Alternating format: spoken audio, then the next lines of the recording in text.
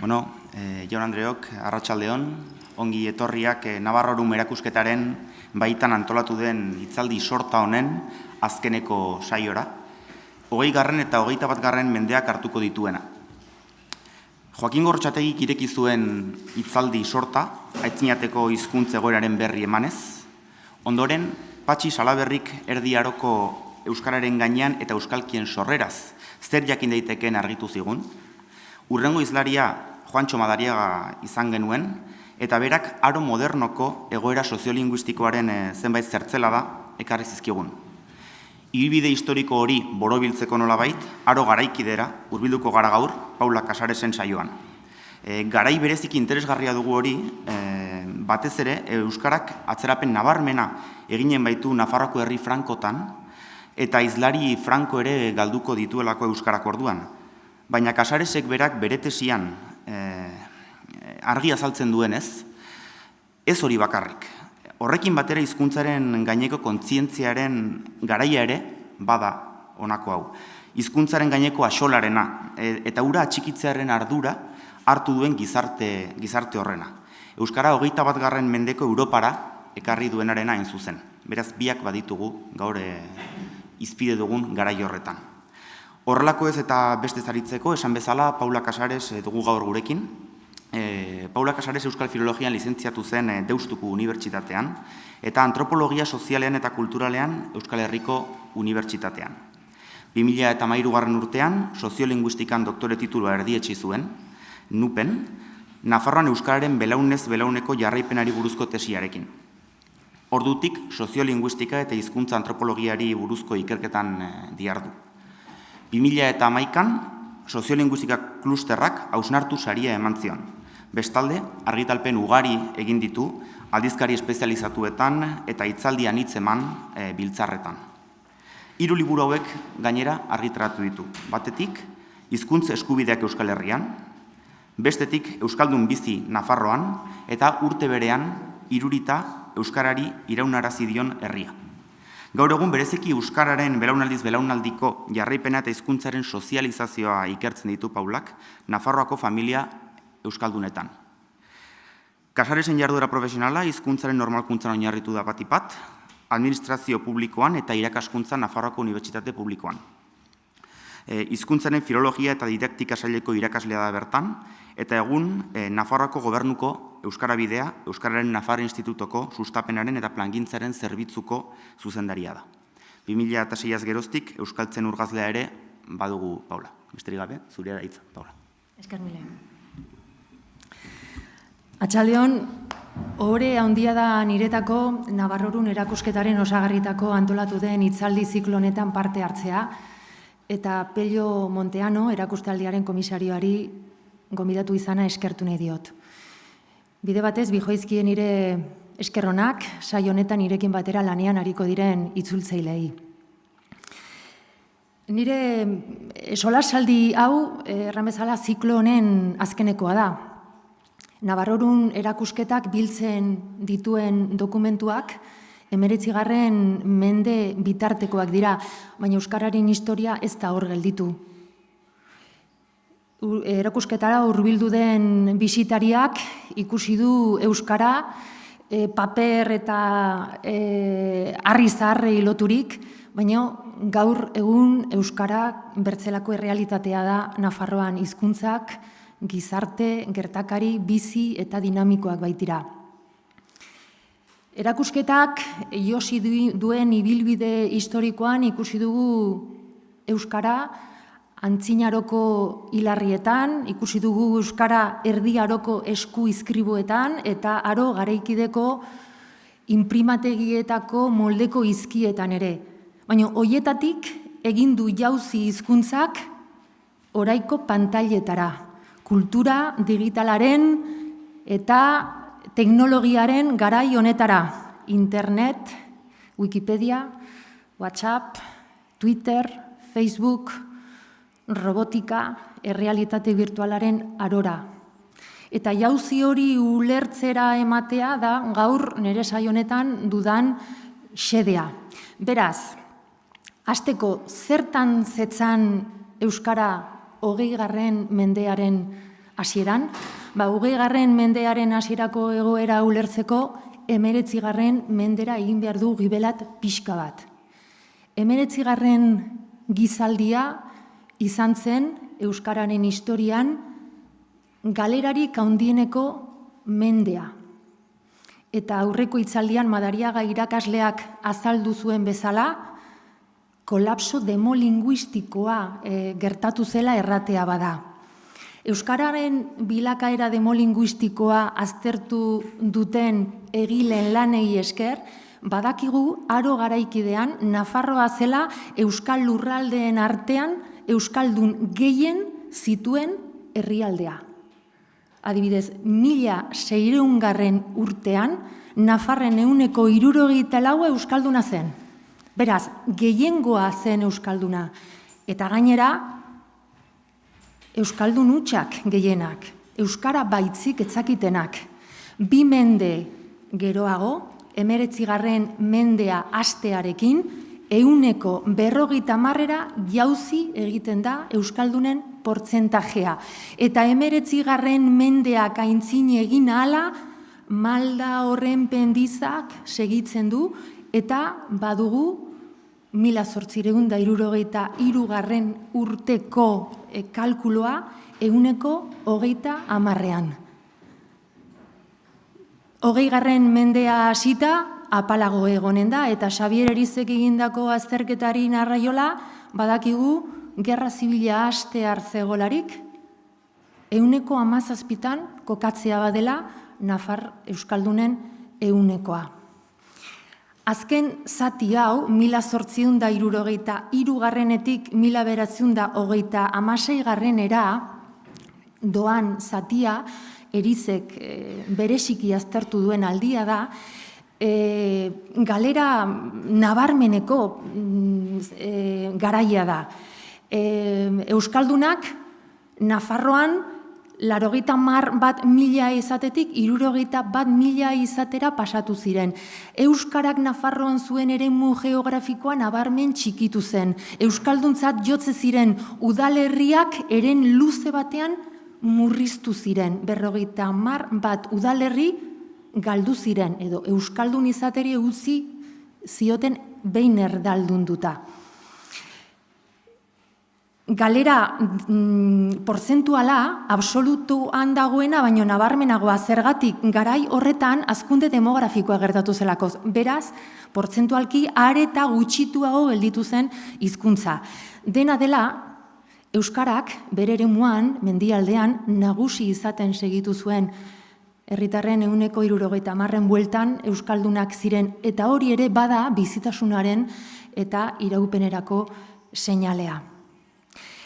Egoera honen aitzinean, bi jarrera agertu ziren. Alde batetik baditugu intelektualak, ikusita zein zen hizkuntzaren bilakaera, euskara luze gabe desagertuko da errantzutenak. Hor ditugu Vincent, Reclus, Humboldt, Unamuno, horiek hizkuntza iraungiko zela, hizkuntza hilko zela iragarri zuten, aurrikusi zuten. Baina baditugu bertze batzuk, egoera beraren aintzinean bertze jarrera bat hartu zutenak. Eta hizkuntzaren gibelatzearen eta galeraren aintzinean, hizkuntzaren bizirautearen ardura hartu zutenak. Eta nik, hoiekin hasi nahi du gaurko saioa. Azken batean, historiak haiei eman die arrazoia. Egile batzuek dioten arabera, Hego Euskal Herrian, errenazimentua etzen Europako bertze herrialdeetan bezala 16. mendean loratu, 19. mendean baizik. Hain zuzen ere, 1876 urtetik, hau da, azkeneko 3. karlistaldia akiturik, 1926 gerra zibila hasi artio. Orduan garatu zen eusko pizkundea deitu izan den euskal kulturaren loraldi edo mugimendu kulturala. Eta diskurtso eta ekintza ugari ekarri zituena euskararen alderako. Eusko pizkundeak gunea izan zuen, gune nagusia, ez bakarra baino nagusia izan zuen Nafarroan, eta zehazki Iruñean.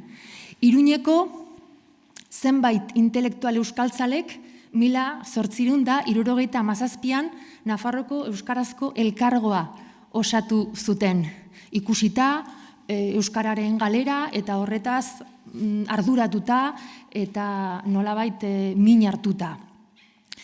Elkarte honetan aritu ziren bertzeak bertze eta Arturo Kampion buruzela, Juan Iturralde Isuit, Emilio Oloriz, Estanislao Aranzadi, Nicasio Landa, Florencio Ansoleaga, Esteban Obanos. Iruñean sortu zen elkarte honen eta elkarteak sortu zuen Euskara izeneko aldizkariaren antzera sortu ziren bertze batzuk Donostian, Gasteizen, Bilbon.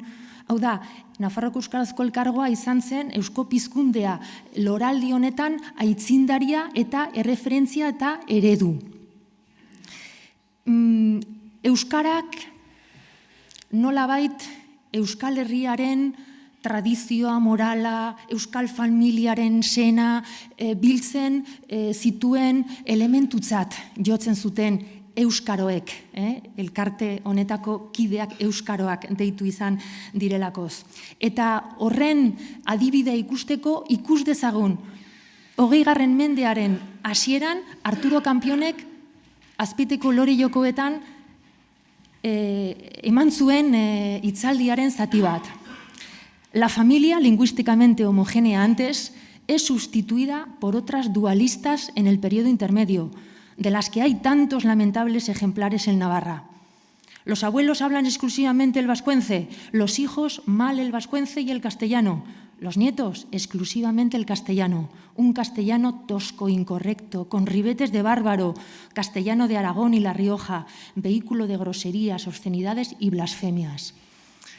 Hizkuntza nolabait ontasun eta tradizio eta moral elementuen gordailutzat hartzen da, eta hori nabarmen da lerro hauetan. Baina nabarmen da Arturo Kampionek erraten duena, ze abiadura bizia zeraman galerak.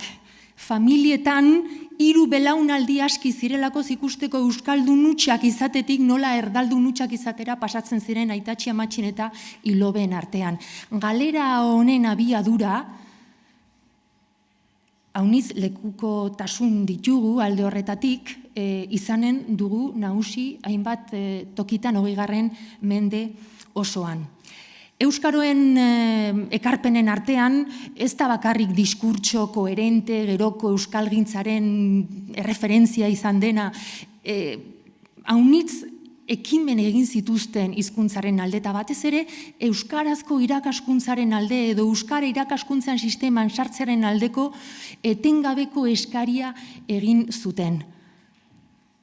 Primo de Rivera diktaduraren baino lehenagoko 2 esperientzia dira aipatzekoak. Lekarozko Aita Kaputxinoen ikastegikoa eta Iruñeko Uarte Anaien eskolak. Bietan, garai horretan, euskara irakasgaitzat irakasten zen. Mugimendu euskaltzale intelektual honek aldiz, eragin tipia izan zuen mendialdeko euskaldun jende arruntaren artean. Nolabait intelektualidade batetik egina zen diskurtsoak eta nolabait ez zuen ahalmenik iristeko nolabait euskaldun arrunteko populazio horretara.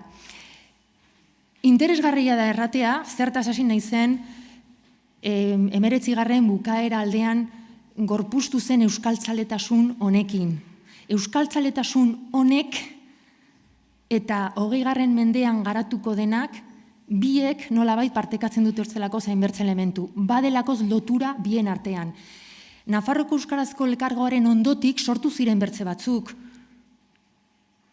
Euskal Esnalea eta euskeraren adiskideak. Eta hor agertzen diren izenak, hoiek osatzen dute Nafar euskaltzalen 3 belaunaldi. 19. mendea eta 20. mendea biak lotzen dituztenak. 20. mendean garatu zen euskaltzaletasunak edan zuen tradizio horretatik. Baina ikertzaileek erraten dute Nafarroko Euskarazko Elkargoaren eraginak harago doazela. Eta elkarte honen ondorioetako bat ere izan daiteke eusko ikaskuntza edo euskaltzaindia sortzea. Hor, eragin zutela. Baina areago, Foru Aldundiaren barnean Bianako printzea kultura erakundea sortzea. Edo, haunitzez ere urrutago denboran, Bianako printzea kultura erakundearen barnean euskara bizkortzeko saia sortzea. Hau oso interesgarri izanen da, Frankoren agintaldian Foru Diputaziotik euskararen alde egiten ziren, ekimen xume baino egiten zirenak ulertzeko. Eta hemen biltzen dira izenak errepikatua, belaunaldi batetik bertzera, batzu dira bertze batzuen semeak, adibez Larrekoren semea da Angel Irigarai, eta Jose Angel Irigarairen semea, eta orduan bada hemen tradizio bat, batzutan familietan eta ikus daitekena, gorpuztu duena, 2 mende hauetan, Nafarroaren nolabait euskalduntasunaren zea, elkartea. Gerra zibilaren aurreko euskaltzaletasunaren bi ekintza nagusia aipatzearren, aipatuko nituzke euskarazko irakaskuntzaren nolabait ekarpena, eta hemen agertzen dira batez ere euskal eskolak. Ulertu behar da, euskararen erakuste ofizialaren inguruan, garai honetan, gerra zibila baino lehenago, Foru Aldunditik egiten ziren, ekimen bakarra ziren, apaiz gaiei eta maisu maistra gaiei eskolak ematea. Baina euskaroen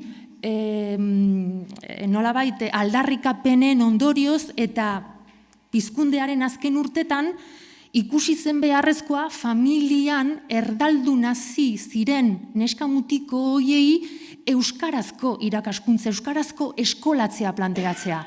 Eta orduan sortu ziren, esperientzia batzuk tipiak, laburrak izan zirenak denboran, baina oso adierazgarriak. Eta euskal eskola horiek deitu izan dira Errepublikako ikastolak. Sortu zirenak Iruñean, Lizarran eta Elizondon. Tafailakoa gelditu zen egitasmo gutxian. Interesgarriak diot, kualitatiboki, euskara irakasbide zelakoz. Lehen biziko aldiz gure herrian. Laburrak diot, gerra zibila hasi eta eten zirelakoz denak. 3 horietako ezein etzen iritsi, 37 ikasturtea astera. Eta bertze, ekintza aipatgarria, euskararen familia bidezko transmisioa sustatzea. Eta hau nondik sortu zen nolabait, nork bultzaturik edo nork iradokita euskaldunei sariak ematea.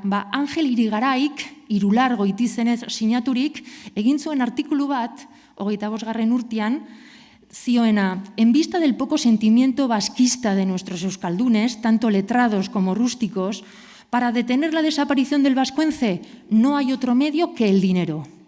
Otorgar premios en metálico a los chicos que mejor lo hablen en los pueblos que pueden ser enseñados por sus padres que aún no lo han perdido. De esta manera se incitaría la codicia de los padres que pueden satisfacerla enseñándoles a hablar a sus hijos. Bueno, bere argudioa zen, baina interesgarria zen, familia bidezko hizkuntza transmisioa piztu, saritu, sustatu nahi zela. Eta orduan, euskeraren adiskideak elkarteak ideia hori hartu zuen, eta 1928tik 1930 bitarte aritu zen aurrei sariak ematen, beti ere proba bat eginez, eta lehenago euskaraz bazekitela adierazten baldin bazuten. Angel Irigarai aipatu dut, eta izen honekin segitzeak merezi du. Angel Irigarai izan da, arestian aipatu dutan euskaltzalen belaunaldi horietan, belaunaldi batean baino gehiagotan agertuko zaikuna. Gainera, aita ere hor zuen, Larreko, eta semea ere hor du tradizio horretan, Jose Angel Irigarai. Angel Irigaraik egin zion ekarpen guztiz interesgarria 19. mendetik zetorren tradizio batetik. Tradizio bati erran nahi dut. Tradizio hori Arturo Kampionek sortu zuen eta hainbat egilek egin zituzten hor beren beren ekarpenak eta beren ikerketak. Tradizio hori da euskararen geografia historikoa. Euskararen geografia historikoak euskara Nafarroan mintzatu den eremuaren edadura historikoki nola murriztu den azaldu nahi duen tradizio edo ikerketa lerroa. Angel Irigarairen lanezkain baditu Julio Urquijorena, Julio Caro Baroja, Eufrasio Monarriz, Jose Miguel Barandiaran, Jose María Lacarra, Blas Fagoaga, Bernardo eta Mariano Estornés, Koldo Michelena, Fernando González Ollén, María Chaide, Jose María Jimeno Jurio eta gehiago egin dituzte lanak euskararen geografia historiko tradizio honetan. Baina interesgarria da Angel Irigarai egile honek egin zuelakoz urte ezberdinetan ekarpen batzuk geroko ikertzailek beti erreferentziazat hartu zituztenak. Eta horietako bat da, 1930ean, El Vascuence Navarra izeneko artikulu batean ja zehazten du garai horretan zein zen euskararen muga. Irakurriko dut. Hace pues 68 años, hau da, 1873an, se hablaba vascuence por toda la extensa zona rural que rodea a Pamplona, en 25 kilómetros a la redonda, dejando ir sus voces a las puertas de Lumbier y Tafalla. Desde 1863 hasta hoy, en el transcurso de estos 68 años, ha perdido Navarra para el vascuence una cantidad considerable de pueblos y villas, pues actualmente el límite lo forman los pueblos siguientes: Ustarroz, Isaba y Vidango, Cerroncal, Huesa en Salazar, Aristu en Raúl Alto, Lacabe, Uri, Zandueta en el Valle de Arce, Biorreta, Uroz, Aguinaga, Galduros en Arriasgoiti, Akerreta, Larrasoaña, Idoi, Gendulain en Esteríbar, Sandio, Berais, Ostiz en Olaibar, Anoz en Escabarte, Belzunce, Larrayos, Aristregui, Juslapeña, Gulina, Larumbe en el Valle de Gulina, Erroz, Izurdiaga, Urrizola en Araquil, Lizarraga de Ergoiena y Ziordia. Muga hori zen beretako, berak egindako ikerketaren arabera, euskararen hegoaldeko muga. Hortik goiti zeuden herriak euskalduntzat jo zituen. Eta dena den, ohartu zen, euskalduntzat jotako eremu horretan baziren eskualde batzuk, bazutenak euskara makalago gazte jendeak ezpaitzuen ja euskaraz egiten, adibidez, Arakilen, Gulian, Xulapainen, Esteribarren, Erroibarren, Artzibarren, Zaraitzun eta Erronkarribarren. Baina euskara makalduta zegoen zonalde horietan baziren herri batzuk oso sendo zutenak euskara. Usetxi, Iragi, Eugi, Lizoain, Mezkiritz, Ardaitz. Hau da, konturatu zen, ordura arte marra soil batez adieraz ziteken euskararen egoera ezin zela adierazi, hain erraz, euskararen elebitasun egoerak oso konplexuak zirelakoz. Orduen, handik urte batzuetara, zer egin zuen Irigaraik? Egin zuen, ikusita zein zen 1935 urtean euskararen hegoaldeko muga, ikusi herri hoietan euskarak zuen egoera, euskararen ezagutzaren eta euskararen erabileraren arabera. Eta 7 multzo osatu zituen. Ez dakit ikusten dituzuen, ez da irakurtzen, ez da batere garbi irakurtzen. 7 multzoiek ziren, hasieratik aurrek euskara bazekiten eta euskaraz egiten zuten herriak. 30 urtetik goitikoek euskaraz egiten zuten herriak, bigarrena. Hirugarrena, 30 urtetik goitikoek euskaraz bazekiten, baino ja ez zuten egiten. Laugarrena, 50 urtetik goitikoek euskaraz egiten zuten, baino ja 30 urtekoek ez. Bosgarrena, 30 eta 50 urtekoek euskaraz badakite, baino ja ez dute egiten. Seigarrena, 50 urtekoek eta hortik goitikoek euskaraz badakite, baina ez dute euskaraz egiten. Eta azkenik, 7. multzoan sartu zituen, zaharrek baizik etzikiten herriak. Baina, ja, ez zutenak egiten. Hau da, ikusten da nola, hasierako multzotik, azkeneko multzora, mailakatu zituen, euskara belaunaldiz belaunaldi, ja galtzen hasiak zituzten herriak. Eta pena da, ez ikustea, zertaz, seguraski, nungoak zareten arabera, seguraski ikusteko interesatzen zaizkizuen herriak nun dauden. Bueno, lan honi, ondoko ikertzaileek, Blas Fagoagak, Ana Maria Etxaidek, Morales de Radak, eta bertze haunitzek egin zizkioten ekarpenak. Eta beti ikusiko duguna izanen da, Angel Irigaraik marraztutako ego marra hori nola joaten zen murrizten. Ikerketaz, ikerketa. Ikus ditzagun lan honi egin zitzaizkion ekarpen batzuk. Eta nolabait ikusteko nola murrizten zen eremu hori. Joaquín Morales de Radak 71 egin zuen inkesta bat, Angel Irigaraik egindako herrietan, 26 urtetan egoera nola aldatua zen ikusteko.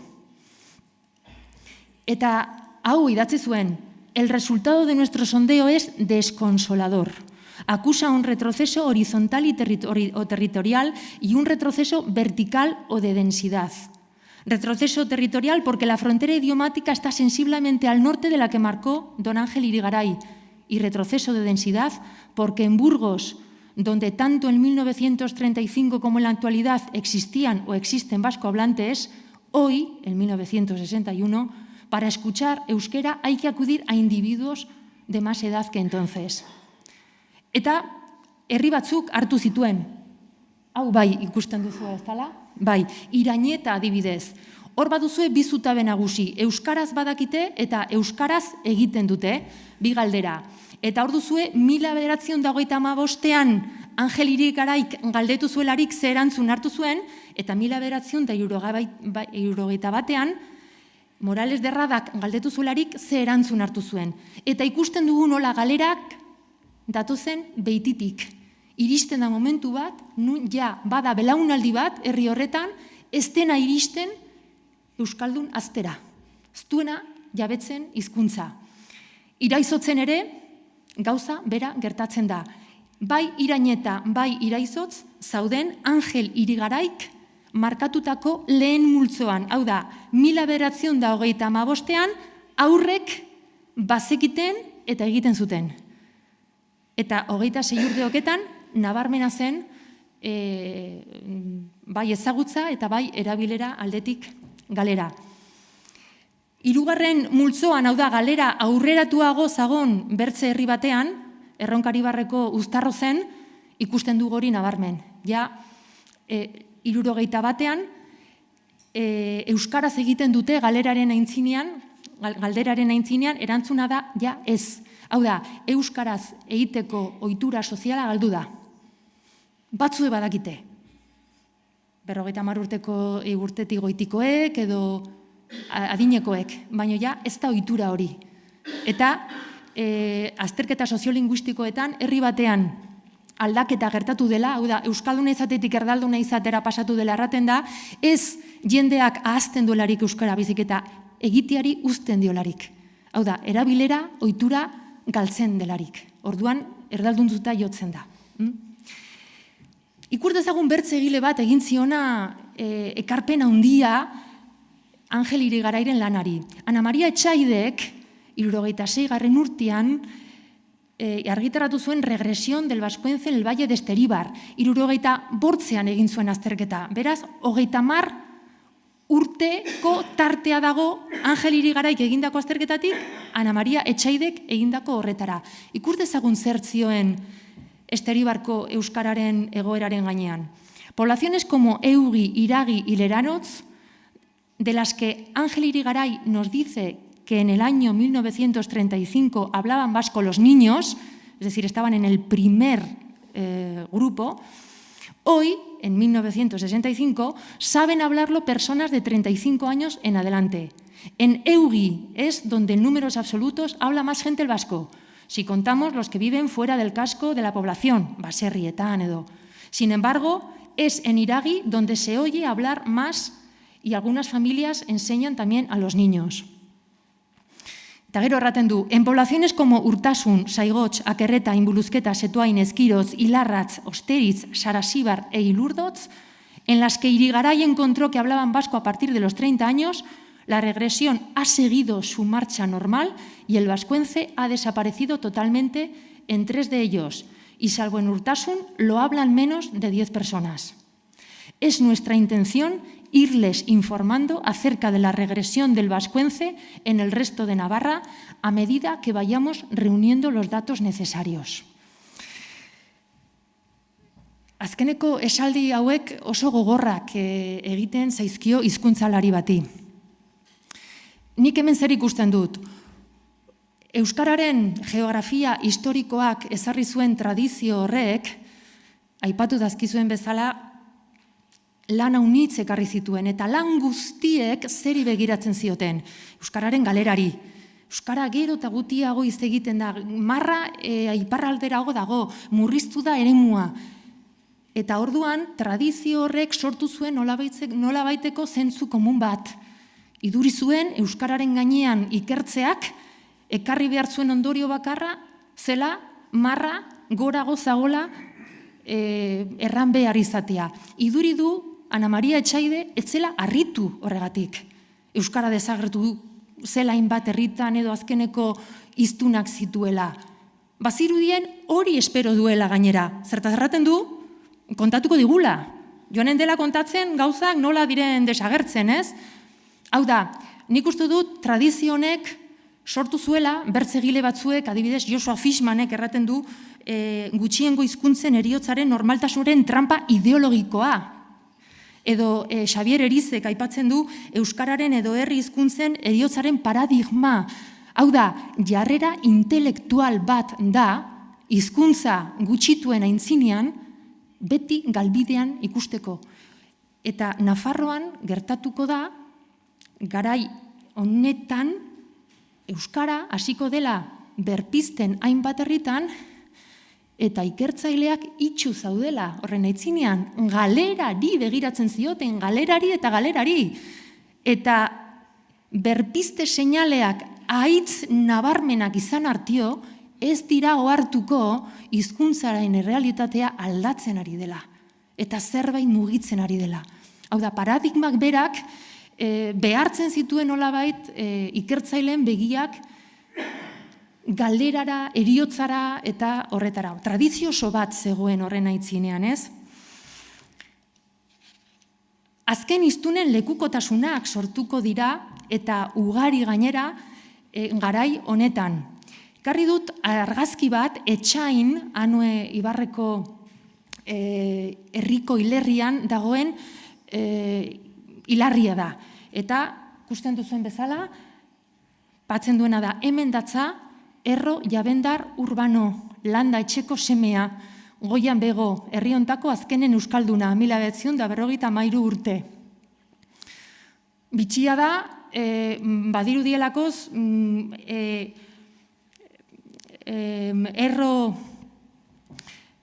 Urbano Erro Jaben jauna, hiltzelarik bere erkideek, jakin bazekitela euskalduna zela, bera hilda bazijoala azkeneko euskalduna herrikoa, eta informazio hori hilarrian jartzeko moduko garrantzia bazuela pentsatu zuten.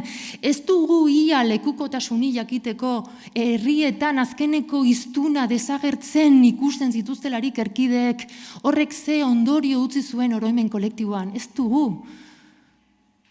Mariano Estornesek aipatzen du Izabako azkeneko hiztunak, Ana Maria Etxaide aipatzen du Esteribarkoak, Jose Maria Sánchez Carrionek ere aipatzen ditu Galdurotzen, baina ez dago bertzelako lekukotasunik, ez? Horren inguruan. Biztartean, herri haunitzetan euskara sendo zen, Eta euskara bizitasun handia zuen, baina horrek ez zuen erakartzen ikertzaileen interesa. Ikertzaileek ez zuten jakin nahi zertan zetzan euskararen bizitasuna, tradizionetatik kanpo zegoen.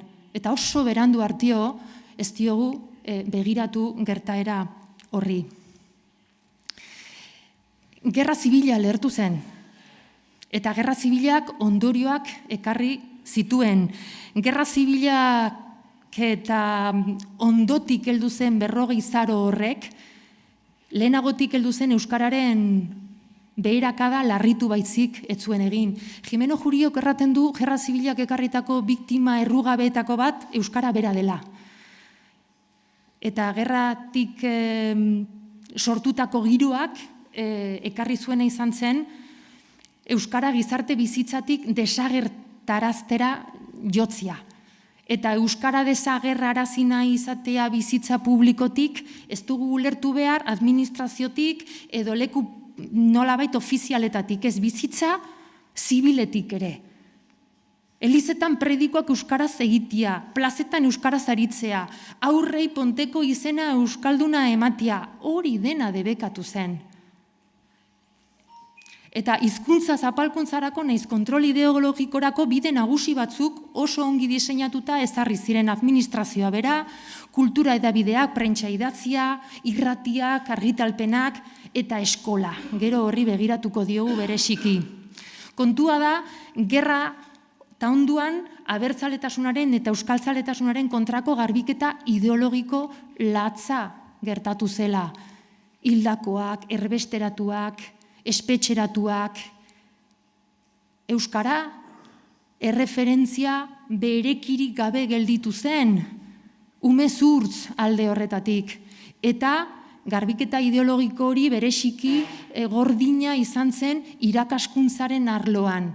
Hainbat maisu maistra izan ziren beren ikasgeletatik botaiak, espedientatuak, berriz eskolarik ez emateko inon, eta horrek hautsi zuen, biztan da, gerra aurretik loratzen hasia zen, indartzen hasia zen tradizio batekin. Eta euskal eskolak izan ziren, arestian aipatu dudan bezala, errotik moztu ziren irakaskuntza esperientziak, suntsitu ziren euskararen inguruko irakaskuntza esperientzia horiek. Eta erdera hutsezko eskolak, ezarri zena, Frankoren agintaldiak, horrek eta 4 hamarkadatako erdera hutsezko eskolaren tradizio batek, haur nafarrak euskaraz alfabetatzeko eta mintzairaren oharpen kulturala izateko aukerez guztiz gabeturik utzi zituen. Jimeno Juriok, gerra eta ondoko Nafarroaren gainean 2 elementu aipatzen ditu, alde batetik. Euskara gelditzen da guztiz apaletxita, guztiz gaizki ikusia, guztiz zokoraturik, jendea lotxaz aritzen da, baita herrietan eta plazan aritzeko, Iruñean zer erranik ez, gerra zibil arte oso arrunta zen Iruñeko alde zaharrean sale erosketarako ondoko herrisketatik etortzen ziren euskaldunai esker euskaraz aritzea Iruñeko plazan. Hori aldatzen da gerra eta ondoan, eta hainbat herritan ere bai. Eta bertzaldea aipatzen duena da inmigrazioa, Nafarroa eraldatu zuena. Alde batetik, barne emigrazioa herrietatik hiriburura edo, eta hiriburua handitzen da, batzutan kanpoko jendeari esker ere bai, auzoak sortzen dira, Txantre, Arrotxapea, Sanduzela, Idonebane, hasten dira, 60 hamarkadan adibidez, eta batzutan lehenxago, eta hainbat herri euskaldun zirenak orduan, kanpoko jendearen etorrearekin, eta gainera erdarazko eskolak eraginda, eta gehiago erdalduntzen dira. Adibidez, Altsasu, edo Olazagutia, edo Bera, edo Lesaka. Gerra zibil ondoko aldian, hau da, gerra ondokoan, Nafarroko Foru Aldundiaren ekimena aipatu behar da. Jimeno Juriok erraten du, Nafarroak seguraski altxamendu nazionalean izan zuen jokamoldeagatik, etzela izan euskararen kontrako errepresioa Bizkaian eta Gipuzkoan bezain zitala. Eta Nafarroako Foru Aldundian axolagabekeria nagusi bazen ere, hor, ibili ziren ahaldun zehatz batzuei esker, euskaltzaleak ziren batzuei esker, gauza batzuk, xumea, baino gauza batzuk egin ziren. Adibidez, 59. urtean, Zubiaur ahaldun kargu hartu berriak berreskuratu zituen gerra aurretik ziren euskara eskolak ofizialki ematen zirenak, bai apaizgaiei, bai maisu maestrei, eta eskola horiek irauntzuten 70. hamarkada hartio. 1950. urtean berreskuratu egiten da Euskaltzaindiarekin zegoen hitzarmena, gaur hartio, dirau horrek. Eta oso interesgarria da, 56. urtean, lehenago aipatu datzuet, Bianako printzearen erakundearen barnean euskera bizkortzeko saila sortzen da. Hemen arituko dira Urmen eta Agerre, Diadultzurrun, Satrustegi eta laguntzaile gisa, arituko dira Maripazi Ganda, Dolores Balestena, Etirapu, hainbertze euskaltzale, heldu zirenak, lehenagoko izenak ezakit irakurri dituzen, baina heldu zirenak 19. mendetik datorren tradizio horretatik. Eta euskara bizkortzeko sailak egin zituen gauzen artean, agian aipagarriena da, aurre euskaldunei sariak ematea. Berriz, 1925. urtean, euskararen adiskideek egin zutena bezalaxe. Hemen dut adibidez, 60. urtean, Iruitako haur bati emandako diploma euskara zekielakoz. Eta diploma ez ezik, Nafarroko Aurrezki Kutxaren kartilla ematen zioten haur bakoitzari, 250 pesetekin. Eta kartillaren barnean agertzen da testu hau irakurriko datzuet. Querido niño, la Diputación de Navarra te da este premio para que continúes hablando la vieja lengua de Navarra, que es joya lingüística de España, así como también para que seas al mismo tiempo un buen cristiano, aplicado, trabajador, con objeto de que el día de mañana seas hombre de provecho en el servicio a Dios, a Navarra y a España. Aipatu dena euskaroen diskurtsoan, euskara lotzen zela, herriaren balio tradizionalekin, familia, erlijioa, eta hortik edaten dugu oraindik ere 60. hamarkadan. Hau da, oraindik ez da formulatu, garai honetan xen hasiko den euskal txaldetasun berria. Oraindik heldu gara tradizio horretatik, baina ekimen honi, aitortu behar zaio garrantzia, ekimen honen inguruan interesa baldin baduzue Irene López Goñik eta bertze ikertzaile batzuek luze idatzi dute honen gainean, haur saritu zituzten aunitz herritan ibili ziren eskolaz eta apaizekin harremanetan sariak ematen. Eta izan zen ekimentxo bat, euskara jakiteari garrantzia saritxo bat emateko, aunitz aldiz jendeak ere zuen ulertuko. Hauniztan, ahopeka ibili behar izatea plazan euskaraz, edo gaizki ikusia zagolakoz, edo lotxaturik, edo hizkuntza paletxita zagolakoz, eta orain sariak ematia.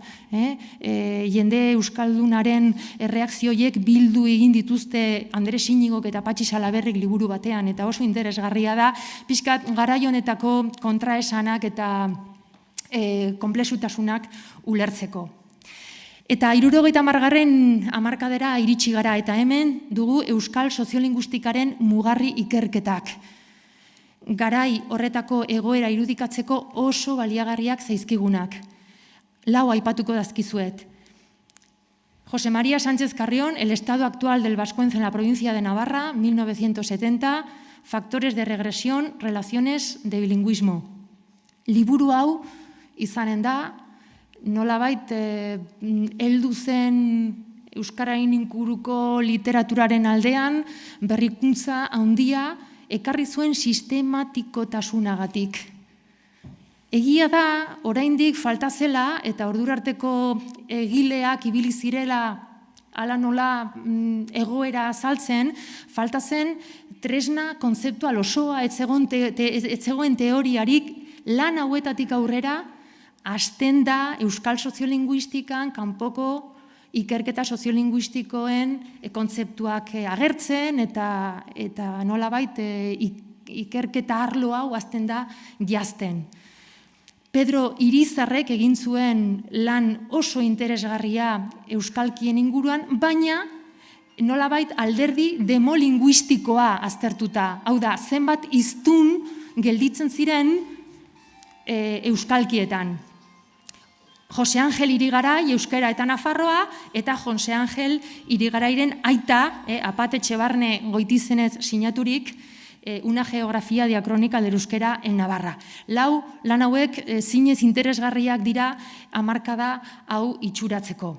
Ikur dizagun lan hauetako zenbait ekarpen. Gero etorriko dira lan hauniz gehiago siadekok eginak, euskaltzaindiak berak eginak, baina interesgarria dira hauei erreparatzea.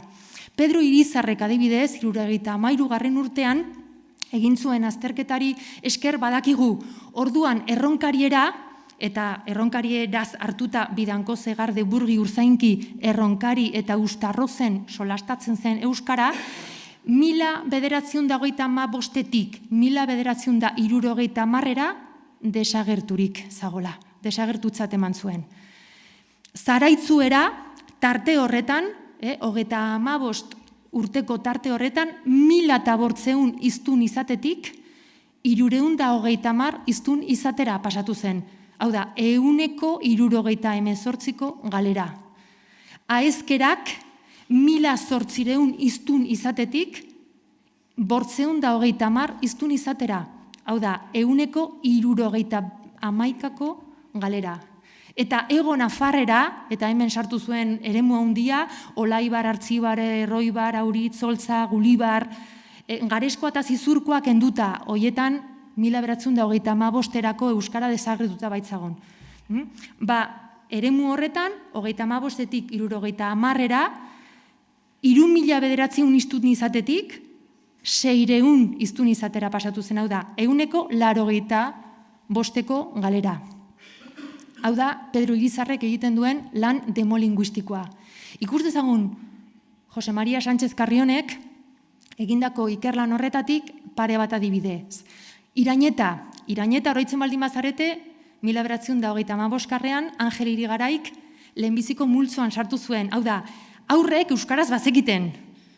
Eta gero, Irañetaren gainean Morales de Radak, 61ean ja, errantzuen aurrek euskaraz egiteari utzi ziotela eta hor bazela aldaketa. Audio, Jose María Sánchez Carrionek. Los niños de 1935 son los últimos vascófonos. En Irañeta hablan y conocen el vasco las personas de 35 años en adelante, siendo aún en alguna de avanzada edad habla exclusiva por conocer deficientemente el castellano. Se habla en las familias entre los miembros mayores, por encima de la edad indicada. Esposos entre sí, abuelos con los padres, a los niños se dirigen siempre en castellano. Hemen dugu adibidez, Arturo Campionek 1901 urtean aipatzen zuen 3 belaunalditako galera abiadura biziko hori, hemen dugu adibide bat. Aitatxi amatxi batzuk daude euskara gaztelania ez dakitenak, eta aldiz, ilobek edo aurrek ez dakite euskaraz.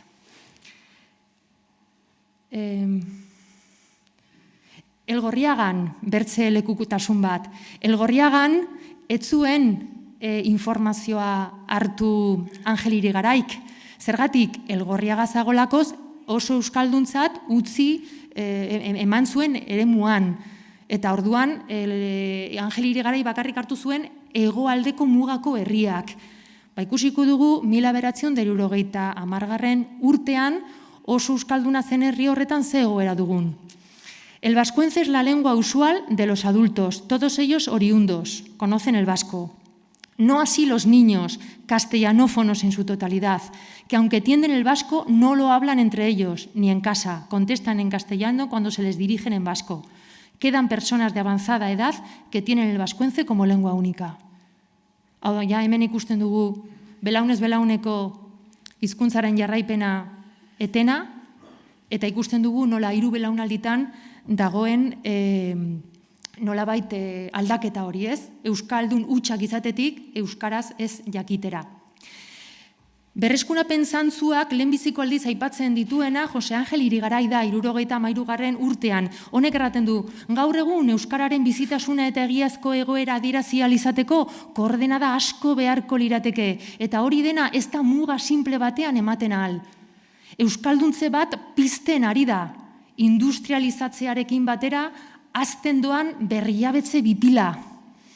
Eskualde erdaldunduetan, euskalduntze bat gertatzen ari da, nagusiena Iruñean, baina bai eta Agoitzen, Lizarran, Tafallan eta Duteran ere.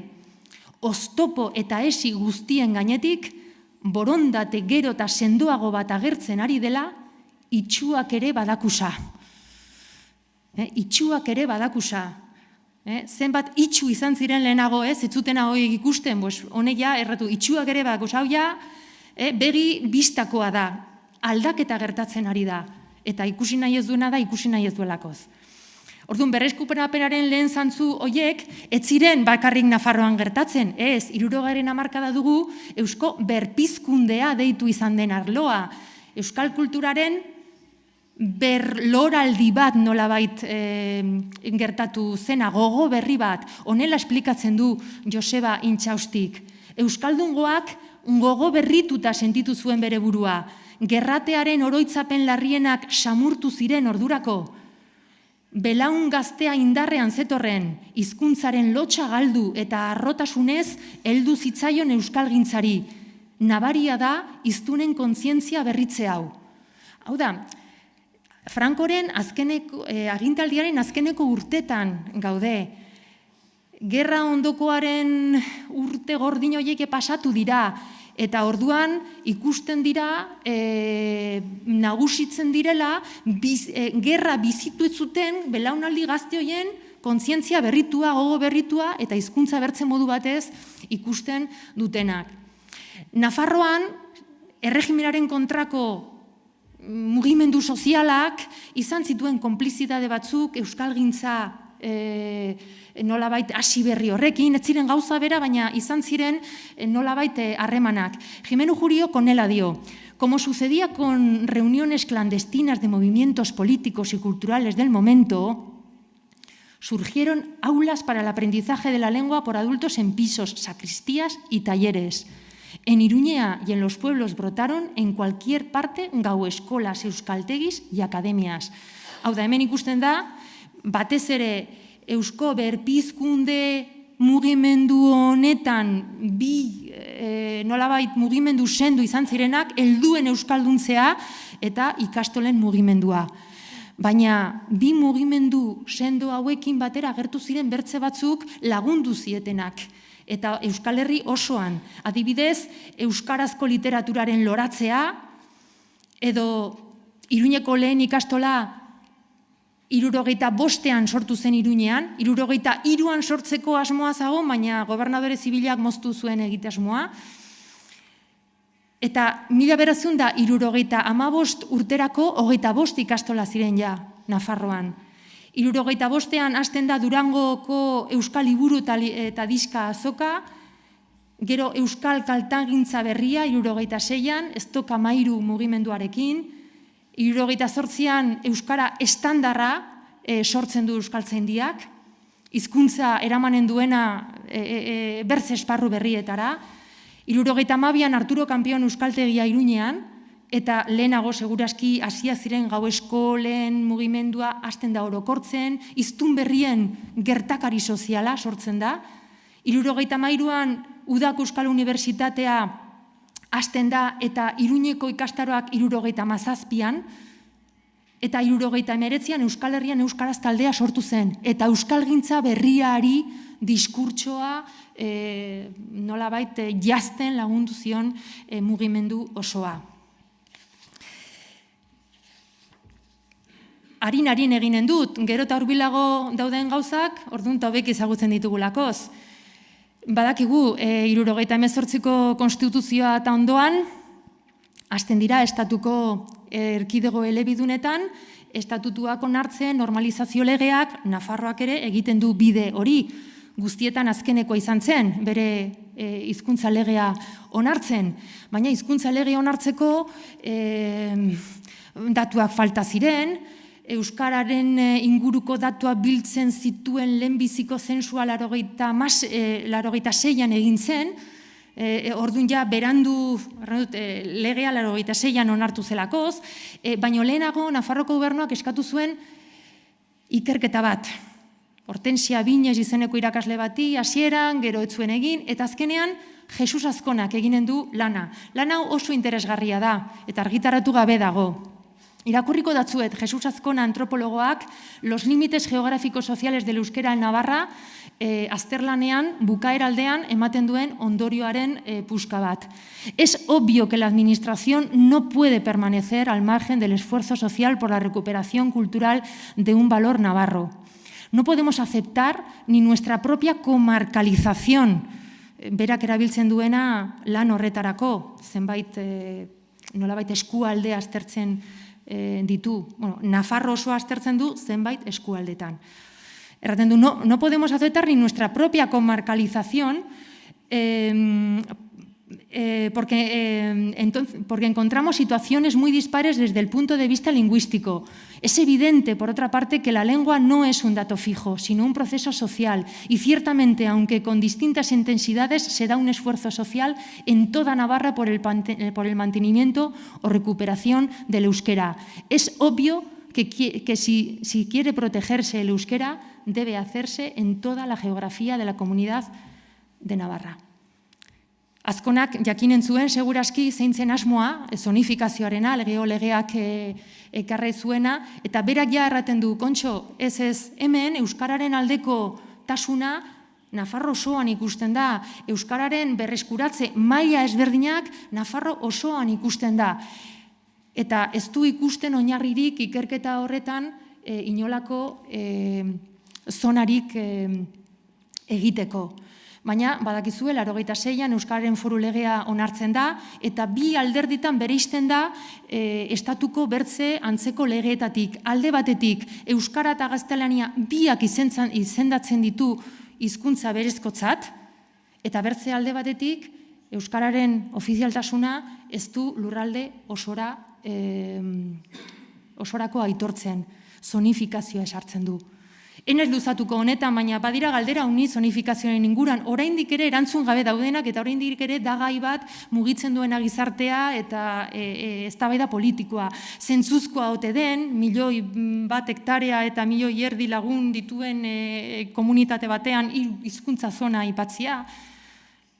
Gero eta arruntagoa bada leihatile virtualaren nolabait administrazioa, adibidez, ezinbestekoa ote zen, beti aipatu da Nafarroa oso heterogenoa dela hizkuntza aldetik, baina Nafarroa ez da Valentzia baino heterogenoa edo Euskal Autonomia Erkidegoa baino heterogenoagoa hizkuntza aldetik. Ez, gertatzen dana, hemengo legegileek 3 zona ezarri nahi izan zituztela. Eta seguraski, hemen Nafarroan izan dugun tradizioagatik ere. Euskararen geografia historikoak beti marratu izan dituelakoz, eta hemen marrazaletasun hori aspaldikoa zen. Eta zein irizpidez egina da, hori ere ez dakigu. Eremu euskaldunean 89% euskalduna duen jendea dago, Arano, eta 7% garaio horretan diotez, 86an.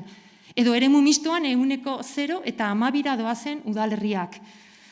Eta erreala izan daiteke ofizialtasuna mugatuta mendialdera, 10.000 biztanle izatera iristen den herririk ez dagoen zea batean, eskualde batean edo eremu batean, herri gehienak 1000 biztanletik behekoak izan ta, nekazalgoari eta abeltzaintzari lotutako eremu batean, bada aski administrazio gune ofizialtasunik garatzeko, edo morrontza handia dago hiriburuarekin, baina hiriburuan ez baduzu bertze estatus bat onartzen, ofizialtasun hori ez da erreala. Badira unitz alde ez dutenak ulergarri egiten erabaki hori, baina oraindik hor dago. Beraz, ondotik badakizue legea ezarri zen, eta batez ere hezkuntza arloa hasi zen arautzen, eta oso garrantzitsua da egin zen arautzea. Dena den, hasten zarelarik ikertzen hezkuntzaren arloan euskaran irakaskuntza eta euskarazko irakaskuntza nola hasi zen arautzen, eta konturatzen zara batzutan arautze hori etorri zena mugak paratzera. Zertaz, gurasoen ekimenez, irakasleen ekimenez, haunitz nolabait lan egina zen 80. hamarkadaren hasieran, eta ikastolen mugimenduari begiratuta zer erranik ez. Kontua da gaur egun eskola dugula hiztun haztegi nagusia euskararen ikuspegitik. Eta gaur egun 3 urteko haurren artean, eren bat euskarazko irakaskuntza duela eskola eredua. Baina eman ditzaban datu batzuk, labur-labur oraiko egoera nolakoa den ikusteko, eta ja ondorioetara pasako naiz. Ikusten baldin badugu zein den ezagutzaren bilakaera adintaldeka 25 urte hauetan, hau dugu. 1980an, guti gora bera, Nafarren 9% zen euskalduna, beti ere 16 urtetik gorako populazio hartuta, eta 2016ko argazkia hau da.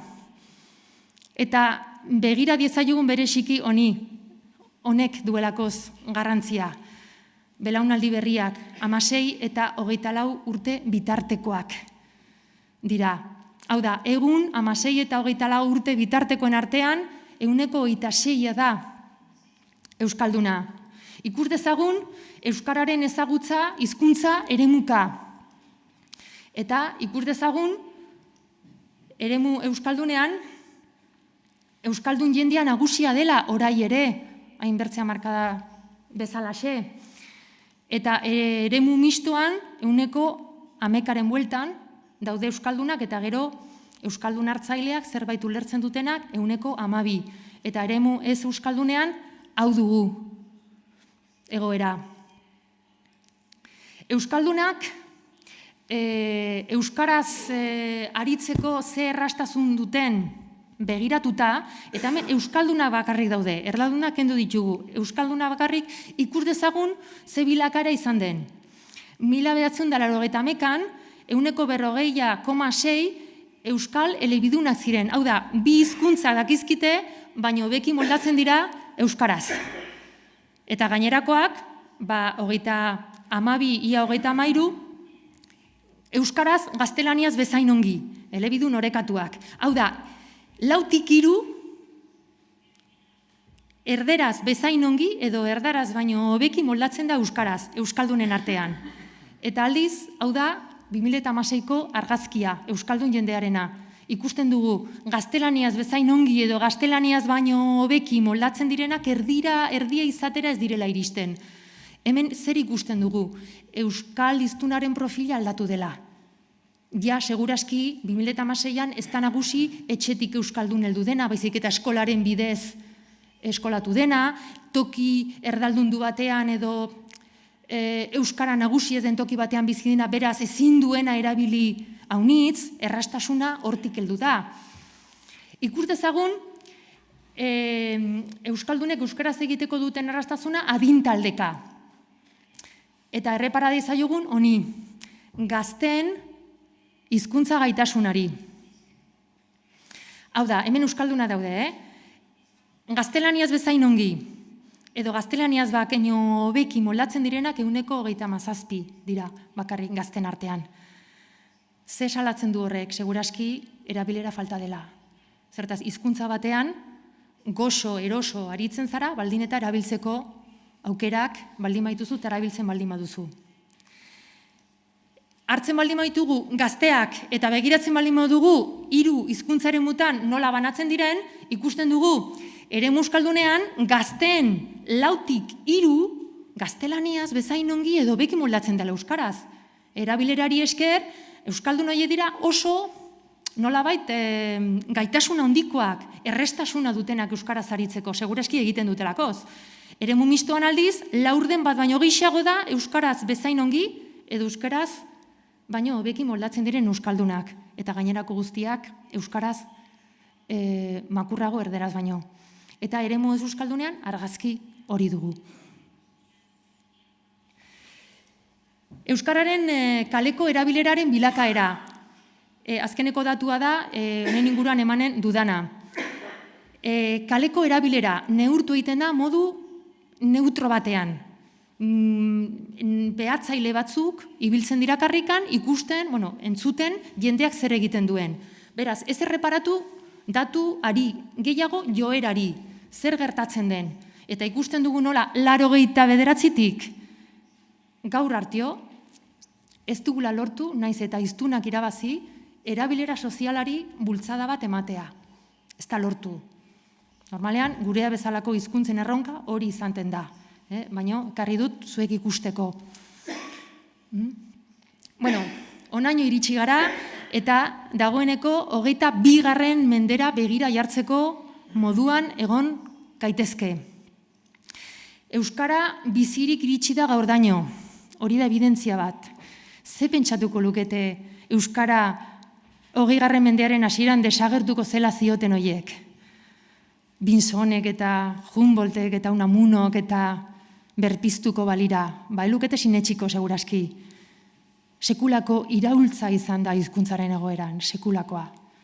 Haiek ez ziren ergelak, haiek ez ziren burugabeak, oso buru argiak ziren Humboldt bat, Unamuno bat, baziren oinarri batzuk benetan pentsatzeko euskarak ez zuela etorkizunik. Baina ze gertatzen da? Herri ekimena izaten dela, hiztunen ekimena izaten dela benetan hizkuntza bat aurrera eramaten al duena. Eta euskarak iraundu, euskara gaurdaino iritsi da, eta alde batzuetan sendo eta bertze batzuetan ahulsko. Hau da, egoeran ditugu argi itzalak. Alde batetik, hizkuntzari eutsi dioten nafarren nahia da euskarari irauna arazi diona, hau da, herri nahia dago, euskarak iraundu orai hartio, finean, belaunaldi bakoitzeko nafar batzuek euskara atxiki dutelakoz, euskara baliagarri ikusi dutelakoz, bizitzeko, beren harremanak egiteko, bere bizitza eramateko aurrera. Dena dela, Nafarroa osoan euskara berreskuratzeko legezko esparru egokia behar da.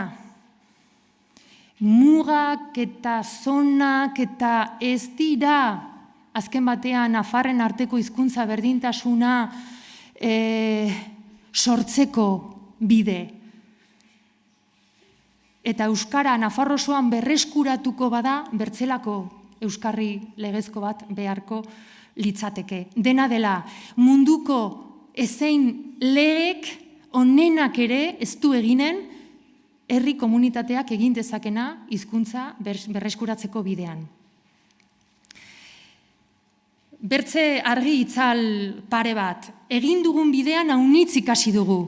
Abiatu ginen duela 50 urte eta ezkenekien nola berreskuratzen den hizkuntza bat. Etzagon teoriarik, etzagon eredu erreferentzialik segitzeko. Orduan hasi ziren euskaltzaleek intuizio honez eta sen honez egin zutena eta franko ongi. Baina konturatu gara, aitzinean dugun erronka guztiz berria dela eta orai birsortu behar ditugula nolabait aurrera egiteko tresna kontzeptualak eta estrategiak.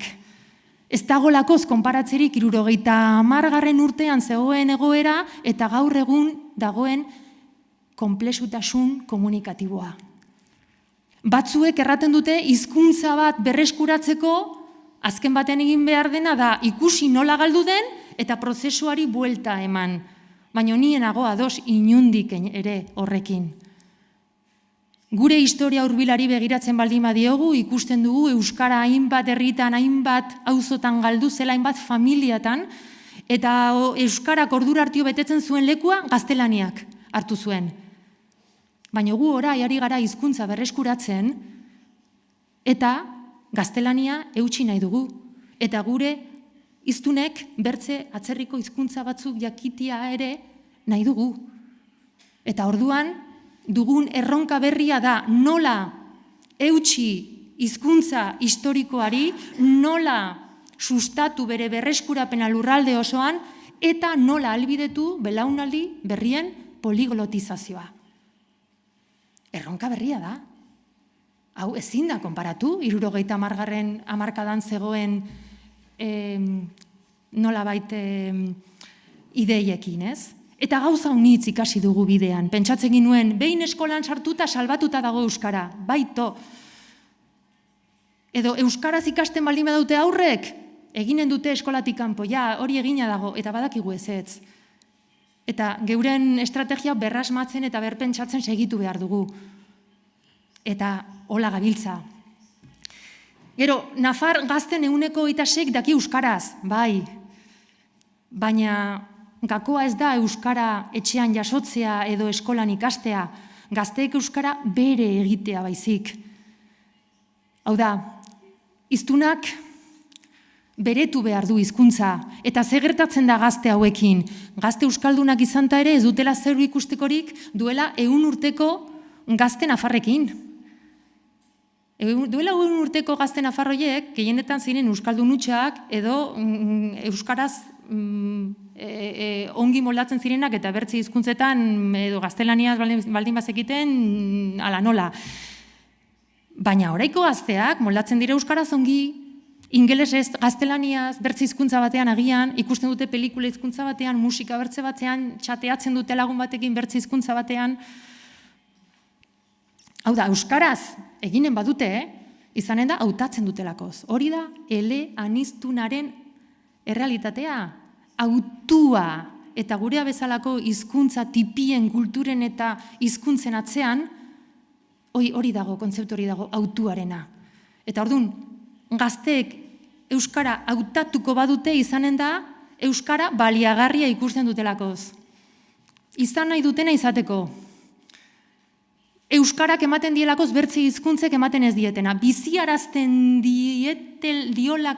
diolakoz gazte bati euskarak bertze hizkuntzek biziarazten ez diona. Jon Sarasuak erraten duen bezala. Hau da, euskarak bilatu behar du gazte jendearendako balio erantziren bat, ez? Bertzenaz, kompetentzia linguistiko ikaragarria da bertze hizkuntza nagusien aldean. Eta gogoeta honekin, ja, iristen gara, hitzaldiaren amaiera aldera, eta iritsi gara orduan, pentsatzera zein diren, hiztunek eta hizkuntzek beharrezkoak dituzten aukera eta baldintza sozialak. Hau da galdera, hau da euskararen etorkizunerako dugun funtsezko galdera. Zertan dago egun Nafarroan gaztek euskara beretu nahi izatea. Eta galdera honek ukitu egiten du soziologian luze izan den kezka bat. Nola harremanetan jartzen diren alde batetik alderdi mikrosoziologikoak, harremanak, eguneroko bizitza, hizkuntza portaerak, hautuak, eta baldintza makrosoziologikoak, ekonomia, politika, kultura. Azken batean galdera hizkuntza portaeren eta identitaten dimensio politiko eta ekonomikoari doakie. Eta erantzunik hoberena, galdera honi soziologiatik etorri da. Pierre Bourdieu emandakoa. Ce que parler veut dire. Hitz egiteak erran nahi duena. Hau da, hizkuntzen erabileraren balio simbolikoaz, balio sozialaz, hitz egiten digu liburu honetan.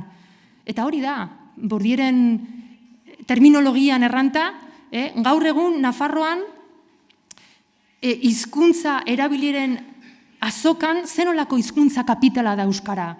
Ze nolako kapital kultural, ekonomiko, simboliko den hizkuntza? Hori da galdera. Horren arabera, gaurko gaztek etorkizunean hautatuko dute hizkuntza bat edo bertsia, eta aita ama direlarik hasiko dituzte aurrak hizkuntza batean, bertzean, hori da azken batean, nire ustez euskararen jarraipenerako funtsezko galdera. Euskarak duen gizarte balioari eta euskararen bidez era daitezkin identitatei zuzenean doakiena. Eta gogoeta honekin akitu nahi dut saioa, eta baten batek baldin badu interesa aipatu ditudan berrietan edo liburuetan sakontzeko, nire ikerketa dago interneten eskuragarri. Esker mile.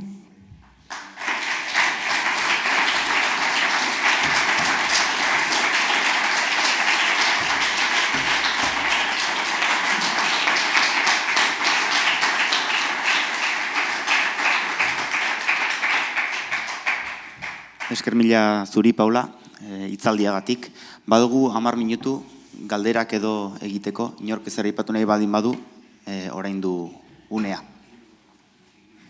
Bai, altxa dezala eskua eta mikrofona jasoko du, bai.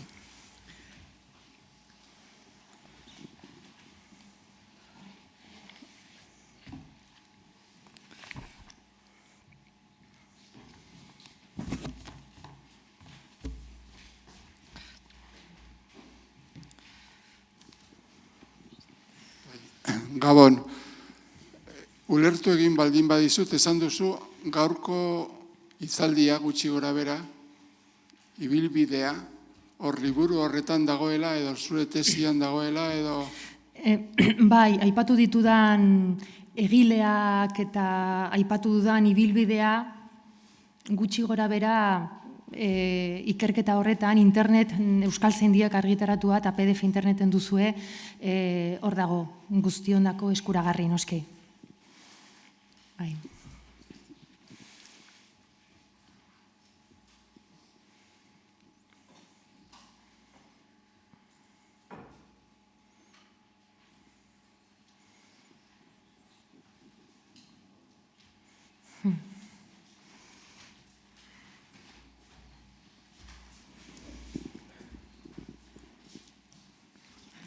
Bueno, oso interesgarria izan da oso eta galdera eta gogoeta asko daude, baina zuk bukatu duzu gaztengan jarrita zama eta gazteak hizkuntza berezeko zer estrategia egin beharko genuke eta bar, eta egia da, baina badago kompetentzia linguistika aipatu duzuna, baina badago baita ere Nafarroan adibidez, naiz eta beste provinzietan problema berdina den, hizkuntzaren inguruko gatazka, bai, nik uste dut zenbait oso importantea dela, oso garrantzitsua dela gazteak ikasi dutenak, ikasi dutenak eguneko daurdena bakarrik dira, eta gero harremana egiten dutela beste gazteekin, euskara ezakitenak, baina askoz konplexuagoa dira pixka bat euskararen etorkizuneko erronka.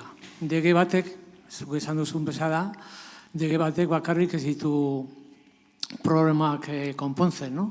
Eta behar da, agian guntzada bat, baina pixka bat iruditzen zait gaztengan dago etorkizuna, baina gaztengan bakarrik ez daude da klabe guztiak.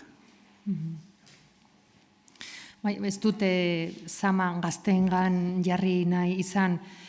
Hitzaldiaren bukaeran begiak 2000 mendera, 2002 mendera, 22 mendera eraman ditut, eta horregatik hartu dut belaunaldi gazteena horretarako, baino ez zama haiengan paratuta.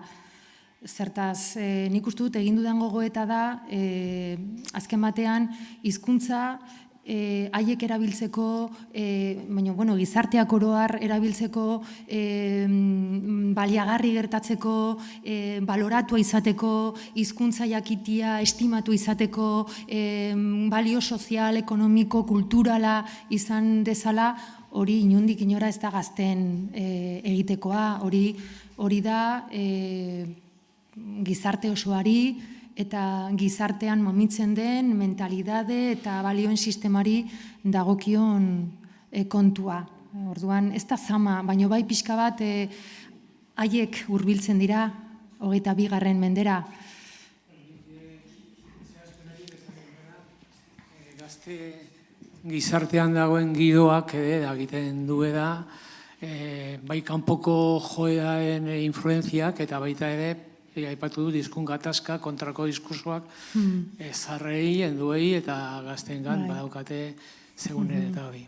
Bai, ados naiz horrekin, Igual bukaeran ideiak laburbildu behar direlako eta fokalizatu behar duzulako ondorio aspektu batean, baino enuen gizarte osoa aztu nahi eta gaztea bakarrik aipatu.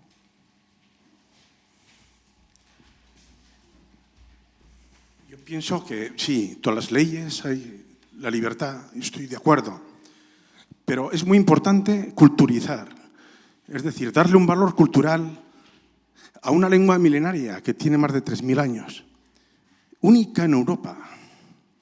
Yo les digo, yo soy estudioso, ya les dije en la primera conferencia, del Ibero.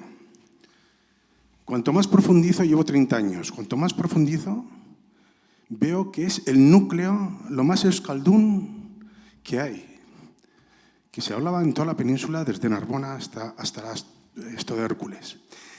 Pero hay que culturizar, es decir, hay que ver el valor cultural que tiene, porque ha sido vilipendiada desde Aníbal, Tartesos, que era también ibérico, desde Roma, latín, vilipendiada, apartada, e incluso analfabetizada. Desde las grafías ibéricas, que era su propia lengua, que es la lengua, que nosotros ahora mismo si cogemos y escribimos en ibero, no hay ninguna falta de ortografía en euskera. Desde eso, y últimamente, como habló en la penúltima conferencia, el señor que estuvo aquí y comentó que era analfabeto aquel que hablaba euskera y era analfabeto y se retiró analfabeto. Lo que hay que hacer es culturizar, es decir, darle ese valor cultural que tiene la lengua, que es el espíritu humano, que es el espíritu. Yo pienso que es ese valor lo que hay que dar cultura, es decir, culturizar. Está muy clara, muchas gracias por la aportación. Es todo un tema, es todo un debate. Gracias. Si hay alguna otra pregunta,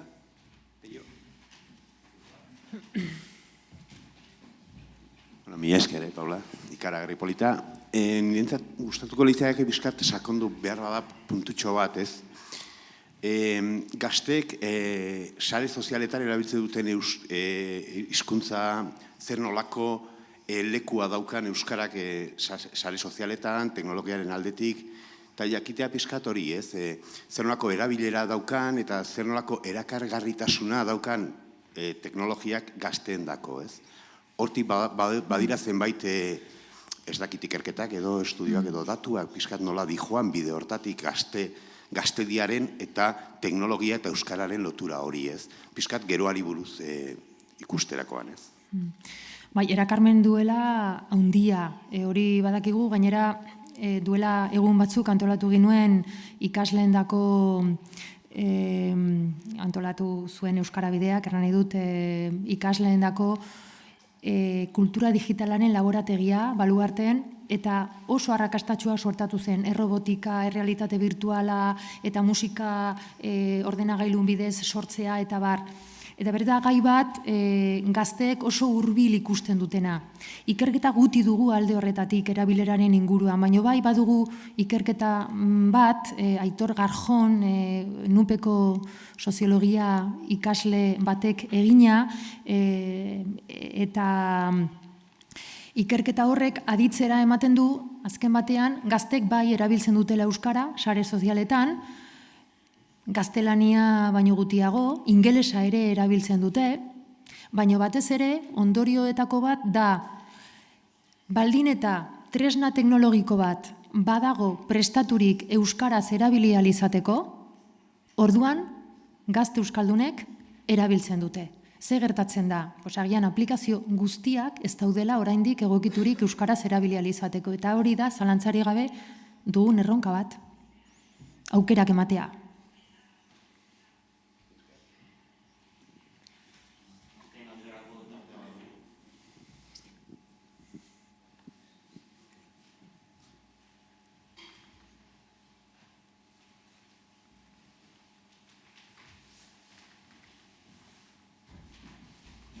Besterik ez baldin badago, eskerrik asko Paula, eskerrik asko zuei etortzegatik, ez bakarrik gaur, bezik eta hilabetez hilabete eta saio aurpegi batzuk dagoeneko ezagunak dira. Beraz, eskerrik asko Navarrorum ziklo honetan parte hartzegatik eta jakintzazue erakusketa urtarrila arte ere zabalik izanen duzuela. Eskerrik asko.